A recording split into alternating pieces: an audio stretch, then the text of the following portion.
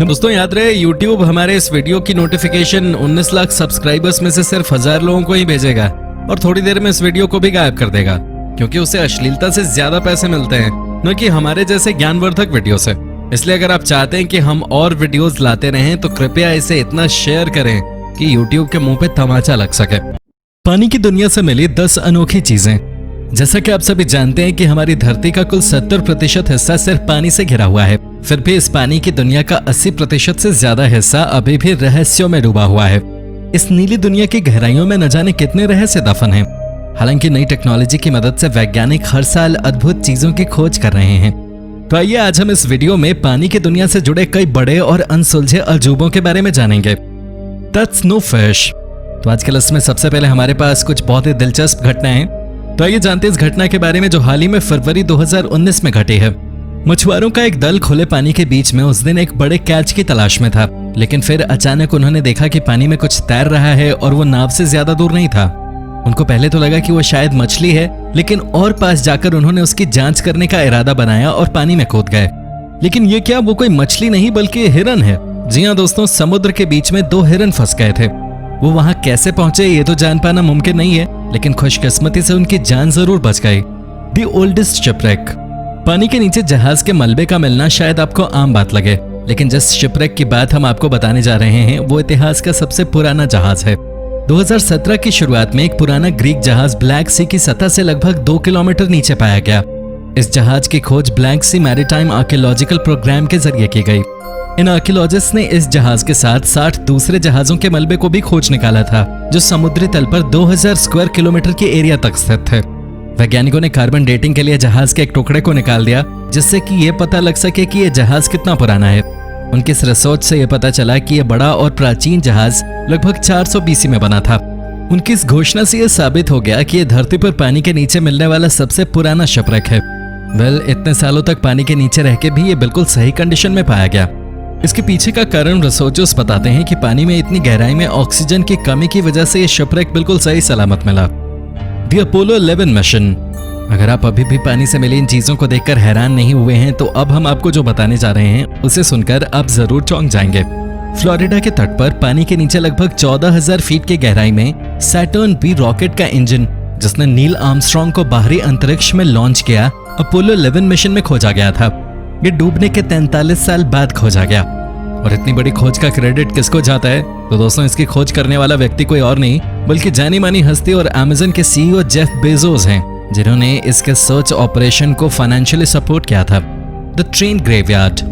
पानी के नीचे जहाज और रॉकेट का मिलना तो समझ आता है, लेकिन पानी के नीचे ट्रेन का मिलना वाकई हैरान कर देने वाली बात है। जी हाँ दोस्तों, न्यू जर्सी के तट पे आर्कियोलॉजिस्ट को 90 फीट पानी के नीचे 2 अच्छी तरह से सुरक्षित स्टीम लोकोमोटिव मिले। डेली मेल के अकॉर्डिंग ये लोकोमोटिव करीब 1850 के दशक से वहां हैं। यहाँ वास्तव में एक से अधिक ट्रेन मिलने की वजह से इसको ट्रेन कब्रिस्तान के रूप में घोषित कर दिया गया है। हालांकि यहाँ की खौफनाक बात यह है कि किसी को ये नहीं पता कि ये दोनों ट्रेनें इस जगह पे कैसे डूब गईं।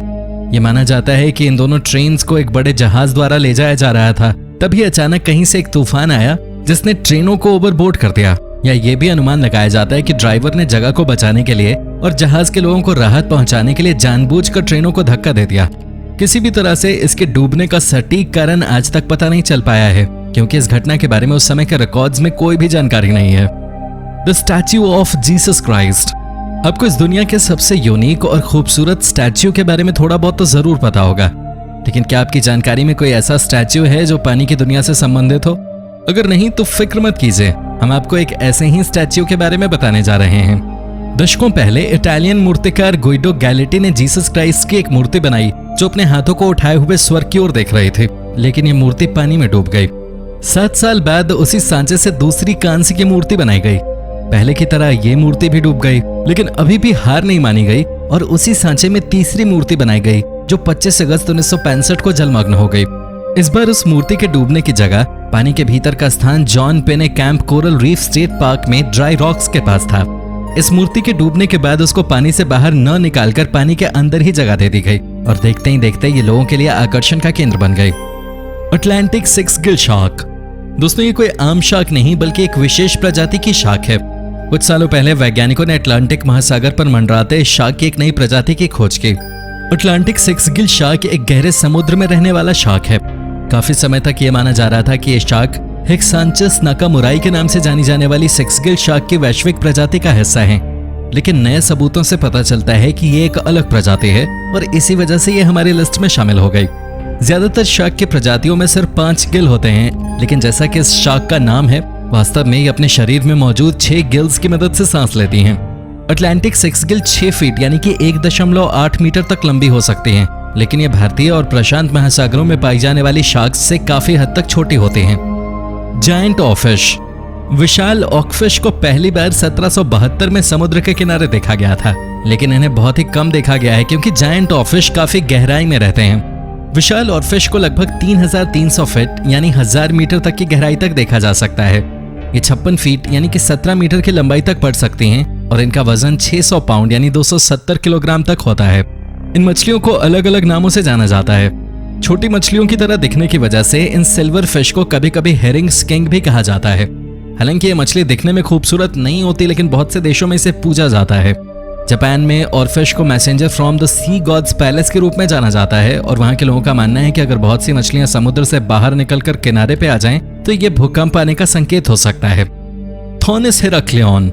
द सिटी ऑफ हेराक्लियन नाम से जाना जाने वाला ये ग्रीक शहर था जो 1500 साल पहले जलमग्न हो गया था। इसका जिक्र 5वीं शताब्दी में ग्रीक लेखक हेरोडोटस ने भी किया है, जिससे यह पता चलता है कि हेराक्लियन एक पोर्ट और एंशिएंट इजिप्ट में जाने का प्रवेश द्वार था। शहर के साथ यहाँ पर बहुत कीमती चीजें भी मिली। 2000 में इसकी खोज में बहुत से कीमती सामानों को भी खोज निकाला गया, जिसमें कि इजिप्ट की देवी आइसिस, भगवान हेपी और एक फरोह का स्टैच्यू मिला। इसके एविडेंस से पता चलता है कि 6वीं या 7वीं शताब्दी में हेराक्लियन सिटी पानी में डूब गई थी। थोनिस हेराक्लियन में पानी के भीतर आर्कियोलॉजिकल रिसर्च आज तक चल रही है। फ्रैंक गिडिडियो, जिन्होंने इस सिटी की खोज की थी, उनका अनुमान है कि इस शहर का केवल 5% ही अभी तक खोजा गया है। RMS Titanic. टाइटैनिक के बारे में भला कौन नहीं जानता होगा, लेकिन क्या आपको पता है कि टाइटैनिक को एक अनसिंकेबल शिप माना जाता था, लेकिन यह बात तब गलत साबित हो गई जब एक आइसबर्ग से टकराने के बाद टाइटैनिक पानी में डूब गई। इस घटना को दुनिया की सबसे भयानक आपदा के रूप में देखा जाता है। साथ ही साथ सबसे मशहूर घटना की कैटेगरी में भी ये शामिल होती है, जिसने कि हॉलीवुड को भी बहुत कुछ दिया। टाइटैनिक एक ब्रिटिश पैसेंजर लाइनर थी जो कि इंग्लैंड से न्यूयॉर्क सिटी जाने वाले रास्ते में 14-15 अप्रैल 1912 को समुद्र में डूब गई। टाइटैनिक की खोज अपने आप में ही एक बहुत बड़ी डिस्कवरी है, लेकिन टाइटैनिक के साथ काफी ज्यादा मात्रा में खजाना भी मिला। हम टाइटैनिक के ट्रेजर की बात करें तो उसकी कुल कीमत $200 मिलियन की है। आईआरएमएस टाइटैनिक की डिस्कवरी यूएस के काफी जाने माने नेवी ऑफिसर रॉबर्ट बलार्ड ने 1985 में की थी। डेड फिशेस ऑफ चिले। जरूरी नहीं समुद्र से मिलने वाली चीजें हमेशा के लिए लाभदायक ही हों। कभी कभी प्राकृतिक आपदा की वजह से पानी की दुनिया भी खतरनाक साबित हो सकती है। ऐसी ही घटना चिले के साथ हुई। चिले में समुद्र के किनारे लाखों की संख्या में मरी हुई मछलियां देखी गईं। इनके मरने का कारण तो मालूम नहीं, लेकिन ऐसा अंदाजा लगाया गया कि अल्गल ब्लूम की वजह से इन मछलियों को मौत का सामना करना पड़ा। भले ही आम लोगों को इस घटना ने ज्यादा प्रभावित न किया हो, लेकिन वहां के मछुआरे इस घटना से बहुत ज्यादा दुखी हुए। अथॉरिटीज द्वारा जारी किए हुए आंकड़ों के अकॉर्डिंग वहां लगभग 140 टन मरी हुई मछलियां पाई गई। तो दोस्तों, ये था आज का वीडियो। पसंद आया हो तो इसे लाइक और शेयर कर देना, और अगर आप हमारे चैनल पे नए हो तो इसे सब्सक्राइब करना मत भूलना। धन्यवाद।